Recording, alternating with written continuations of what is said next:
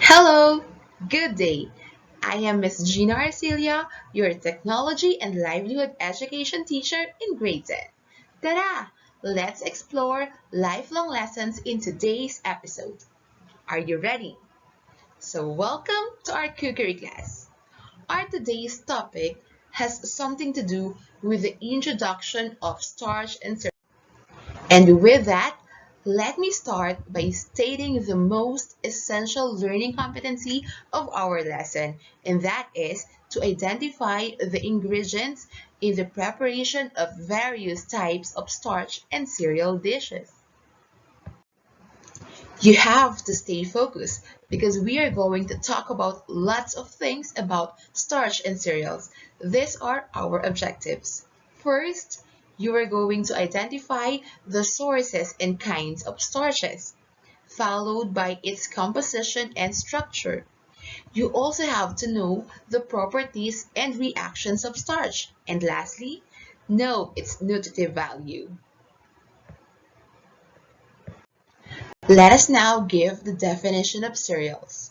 When we say cereals, they are usually starchy pods or grains.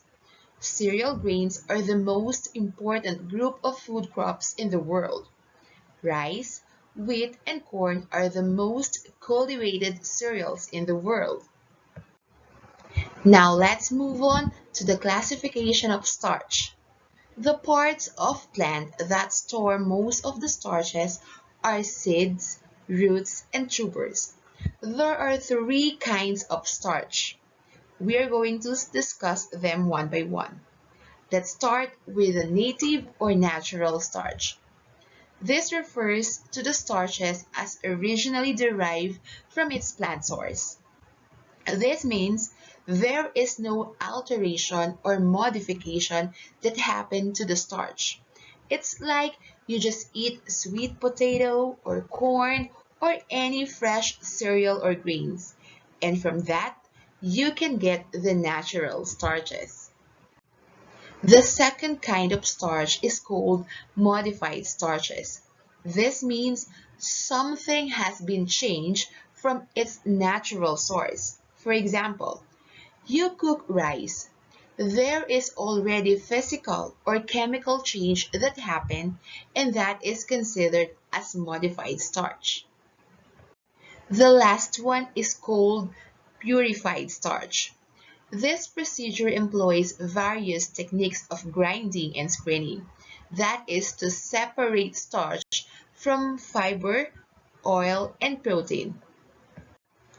And to give you more information of the starch in cereals, let us discuss its structure and composition. There are two types of starch molecules. They are called amylose and amylopectin. Amylose is a long chain-like molecule, sometimes called the linear fraction, and is produced by linking together 500 to 2,000 glucose molecules. What is its function to food? It is responsible to gelling characteristics of starch when they are cooked and cooled. And on the other hand, we also have amylopectin. Amylopectin has highly branched, bushy type of structure. Cohesion or thickening properties are the contribution of amylopectin when a starch mixture is cooked in the presence of water. Want to learn some more? Okay, let's find out the properties and reactions of starch. The first one is called gelatinization. This means this will take place when starch absorbs water and be heated. Once the starch is combined with water or any liquid ingredients, then heated, the process is called gelatinization. Next, we have viscosity, or the resistance to flow. This means to increase in thickness or consistency. When newly gelatinized starch is stirred, more swollen granules break and more starch molecules spills, causing increase in viscosity or thickness. This reaction is the result of its amylopectin content. When starch and water has combined or was combined and can be stirred, it is viscosity. Example of this is butter or pancake mixture.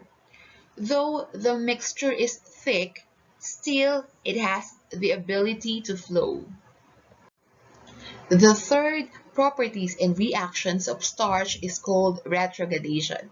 This means losing of water or moisture content after gelatinization. For example, in making bread, retrogradation expels water from the bread structure. Water will then evaporate and at suitable conditions to leave the bread structure, causing the bread to lose moisture.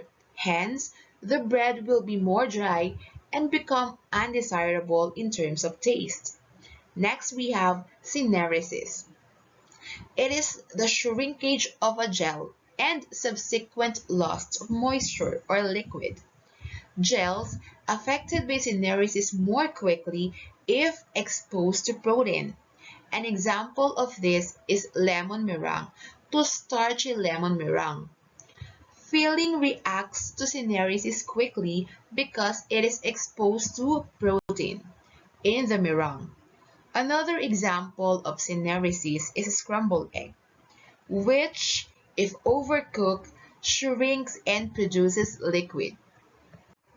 Now, let's have dextranization. Best example of this is when we are going to prepare brown sauce or gravy, where flour, an example of starch, were toasted first or pan-fried first without any fat or liquid content. When it becomes brown in color, the process is called dextranization. And lastly, we have hydrolysis. This is promoted by prolonged heating of starch with acid. This can be happen when cooking an acidic food such as pineapple pie, resulting to firmness of pie filling. And that is our lesson for today's episode. I hope you've learned a lot. Always remember, at TLE, we keep on going beyond the traditional. Bye-bye!